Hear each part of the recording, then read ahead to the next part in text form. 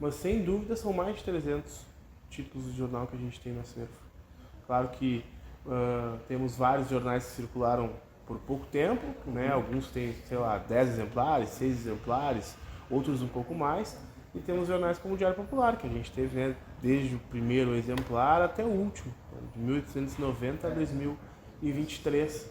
Então, assim como outros jornais também que circularam 50, 60, 80 anos. Então, tem uma variedade grande, né, em termos de circulação e com certeza mais de 300 jornais aqui, títulos de jornais que nós temos no acervo. E exemplares, assim, tu tem uma ideia de quantos exemplares? Não. É uma variável também, né? Nós temos no acervo jornais que circularam, que eram semanais, né? Então tem uma variação grande, outros vários que eram diários. Mas nesse período também nós temos jornais que circularam, que não circulavam em um dia específico da semana, às vezes na segunda-feira, outros no domingo. Então é uma conta muito complexa de se fazer, é muito difícil, assim. Até em termos de estimativa é algo que a gente tem dificuldade de precisar. Então eu não saberia te dar um número, assim, para a gente ilustrar. Então ficam todos nessa sala aqui? Todos. Toda a hemeroteca fica aqui. Nós temos aí as encadernações que ficam expostas nas estantes. E temos mais de 30 pastas, que são os jornais avulsos, né? São os periódicos que não foram suficientes para ser encadernados, né? Em função de terem poucos exemplares, enfim. Mas é um volume bem grande de acervo. Qual é o jornal mais antigo aqui do acervo? Então, é um jornal chamado O Pelotense, um jornal de 1853. É um jornal que ele está encadernado separadamente, né? Um jornal, todos são especiais, mas é um jornal especial por ser o mais antigo. E por ser um jornal também que ele tem uma dimensão menor em termos de tamanho. Sim. Então ele fica encadernado separado. Ele é o mais antigo de Pelotas? Ele foi o primeiro de Pelotas, né? Olha, é o primeiro que nós temos no acervo. Eu acredito que se ele não foi o primeiro, certamente foi um dos primeiros, porque é um jornal bem antigo, realmente. E em relação a um pouco mais sobre o conteúdo do acervo, em relação a questões de situação política, temas, o que esses jornais tratavam? Eles eram jornais do dia a dia, eles eram jornais ligados a algum grupo político, algum grupo social específico? Era muito comum, dado um período da história, que os jornais que fossem a voz de partidos políticos, né, e grupos sociais. Então, os partidos, inclusive se nós examinarmos os jornais, é possível ver na descrição, né, os jornais se intitulavam como órgão do Partido Republicano, órgão do Partido Liberal, ou então, como própria opinião pública, um jornal que se dizia de interesses gerais. Então, um jornal que não se identificava aí com partido nenhum.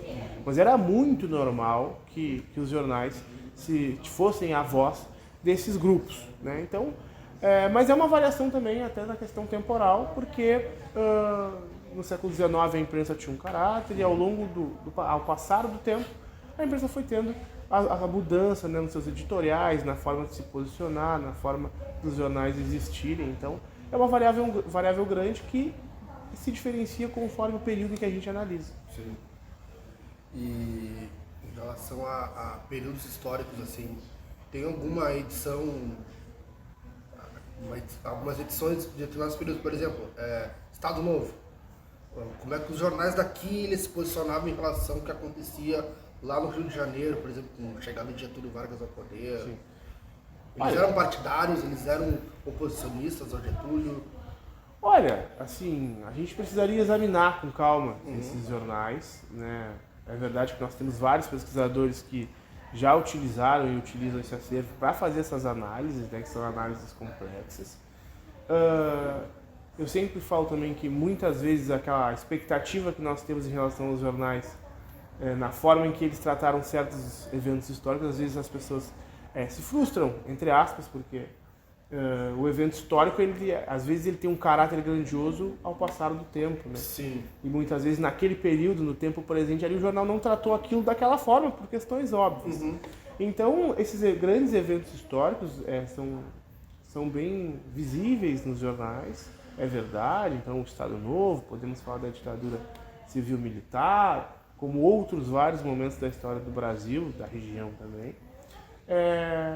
Mas o que eu sempre destaco, cotidianamente, as pessoas que vêm aqui, os pesquisadores que nos procuram, utilizam esse acervo para fazer essas análises, né, de como esses veículos se posicionavam, como a opinião pública ou a mídia do período se posicionava em relação a esses períodos, né, que obviamente a gente é possível ver críticas, ou então grupos favoráveis, né, de qualquer forma.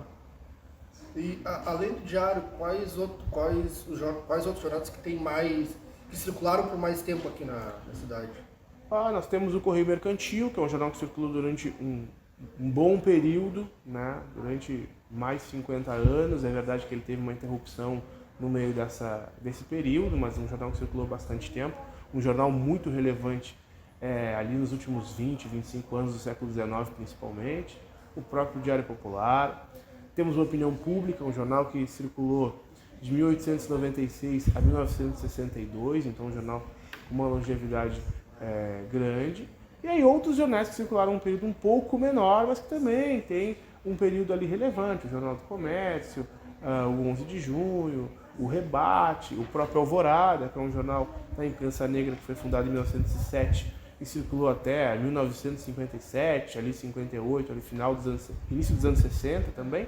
Então são vários jornais que circularam durante um bom período em Pelotas.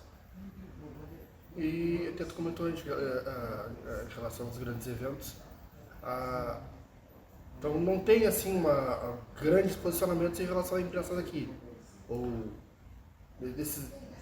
toda a própria ditadura, os jornais, ou eles eram mais de conteúdo local, assim... É difícil falar de uma maneira mais genérica, né? Sim. Como eu te falei, depende muito do jornal, do período histórico, mas os jornais tratavam até de eventos mais distantes geograficamente falando, Sim. né?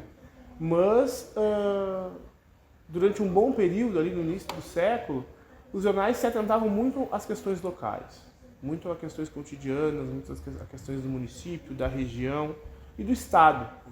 Essas questões a nível nacional, é verdade, aparecia, principalmente nesse período onde a gente avança na história, a partir da década de 30, 40. Mas, como eu disse, isso são abordagens que dependem muito.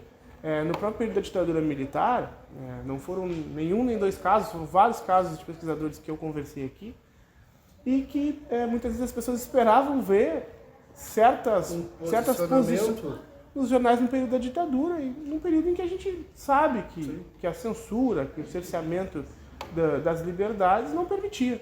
E se tivesse tantas críticas, ou pequenas críticas ao regime. Ou até mesmo a favor também, né? Porque alguns jornais nacionais foram... Sim, exatamente. Os foram a favor. Sim, que naquele período ser a favor era uma coisa mais tranquila, né? Sim, Agora, sim. ser crítico ao regime naquele período era algo que não era permitido, né?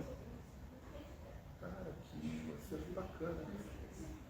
Então são 300, falou 300 títulos? Mais de 300, com certeza. Nós temos um acervo muito grande, e que um grande desafio nosso, enquanto instituição, quanto mais pessoas descobrirem esse acervo, utilizarem esse acervo, melhor para a biblioteca, para a sociedade, para a comunidade pesquisadora.